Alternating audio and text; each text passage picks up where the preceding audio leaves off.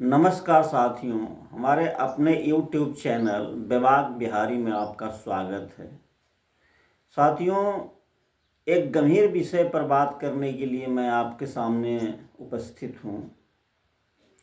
देश की राजनीति में आर्थिक भ्रष्टाचार अपनी गहरी जड़ जमा चुका है।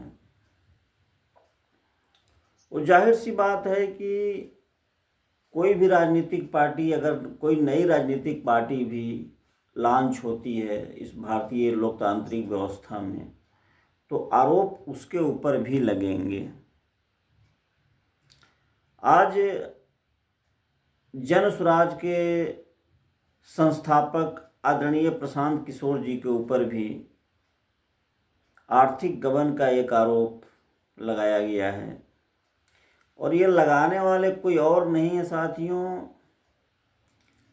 ये जनता दल यूनाइटेड के प्रवक्ता नीरज कुमार जी हैं, जिनको आप भली भांति जानते होंगे। कोई भी व्यक्ति जो बिहार की राजनीति में जरा भी रुचि लेता है अगर, तो वो नीरज कुमार जी को जानता है। अपने बेतुके और बेबोल आरोपों के लिए ये जाने जाते हैं, जिसका सच्चाई से दूर दूर तक कोई वास्ता नहीं होता है।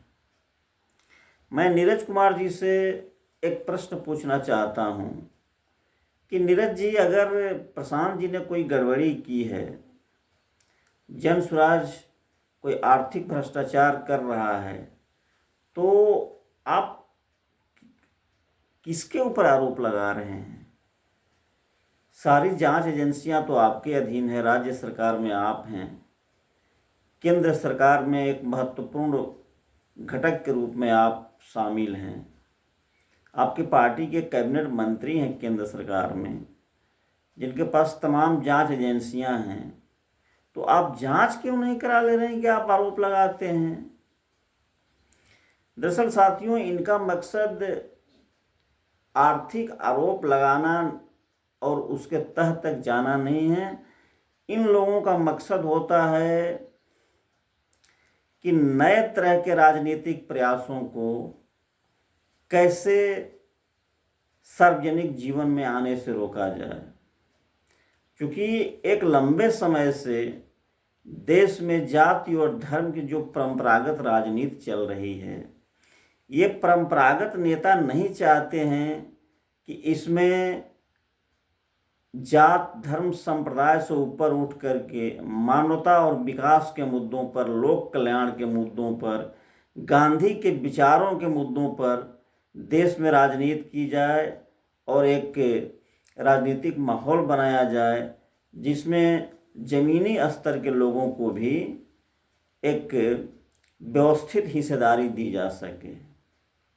और इसी का नतीजा है कि आज ये अनर्गल आरोप आदरणीय जन स्वराज के संस्थापक प्रशांत किशोर जी के ऊपर लगाया गया है।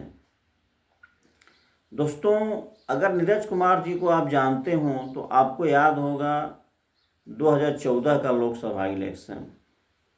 जब नीतीश जी 2014 का लोकसभा इलेक्शन हार गए थे, तो ये वही नीरज कुमार जी हैं जिन्होंने आदरणीय नीतीश जी को सलाह दे दी थी कि सर अब कुछ नहीं होने वाला है, अब मैं राजनीतिक पिंडदान की ऑनलाइन बुकिंग आपकी करा देता हूँ और जाइए आप गया में राजनीतिक पिंडदान कराइए। साथियों, इनके एक और साथी रहे हैं मनीष वर्मा जी, जो आजकल नेपथ्य में चले गए हैं। अभी कुछ दिन पहले मनीष वर्मा जी भी हमारे प्रशांत जी के ऊपर एक आरोप लगाए थे कि ये वही प्रशांत किशोर जी हैं जो पोस्टर बैनर चिपकाया और चस्पाया करते हैं। अभी बहुत पुरानी बात नहीं है, लेकिन आज देखिए वो कहाँ हैं, वो खुद ही नेपथ्य में चले गए हैं। तो ये इन लोगों के लिए कोई नई बात नहीं है। वो चाहे जेडीयू के लोग हों, चाहे आरजेडी के लोग हों, चाहे बीजेपी के लोग हों, उन सारे लोगों का मंतव्य यही होता है कि उनके आपस में तमाम कंट्राडिक्शन हैं, तमाम विरोध हैं, लेकिन जब बात जन स्वराज की आती है, जब बात प्रशांत किशोर की आती है, तो ये लोग एक स्टैंड पर खड़े हो जाते हैं, सिर्फ और सिर्फ इसलिए कि जो एक सुविधाजनक राजनीतिक व्यवस्था हम लोगों ने कायम कर दी है जाति और धर्म की और संप्रदाय की, उसमें कोई नया व्यवस्थित प्रयास न किया जा सके, नए तरीके की राजनीति, नई सोच की राजनीति, स्वच्छ छवि के लोगों की राजनीति में प्रवेश आदि को रोका जा सके। तो मैं आपसे एक बात कहना चाहता हूं साथियों कि आखिर ये कब तक चलेगा। और ये नेता तो मानने वाले हैं नहीं, ये इनको तो फायदा है, तो इसलिए अपना काम तो ये करते रहेंगे।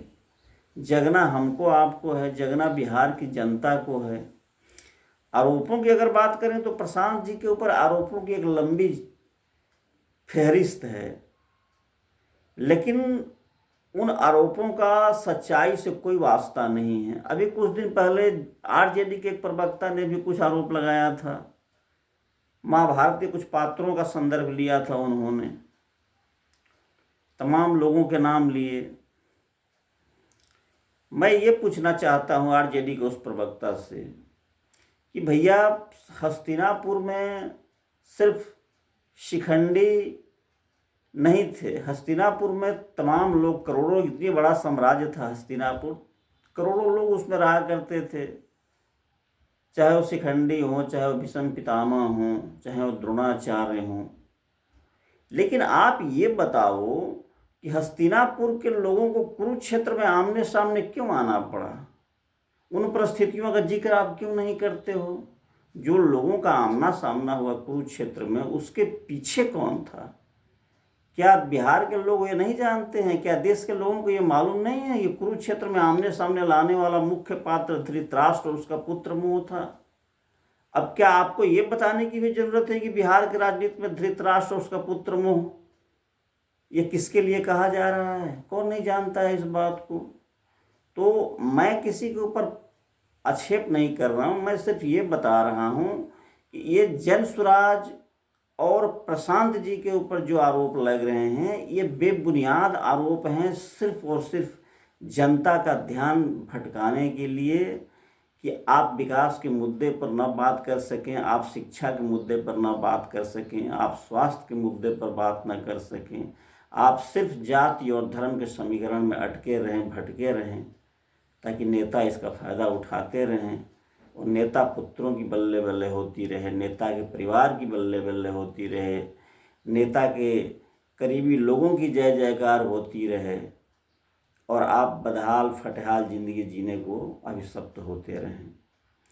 तो मैं ज़्यादा बात नहीं करते हुए अपनी बात को अब यहीं ख़त्म करूँगा, क्योंकि आरोप तो बहुत हैं हमारे और हमारे जनसुराज के ऊपर।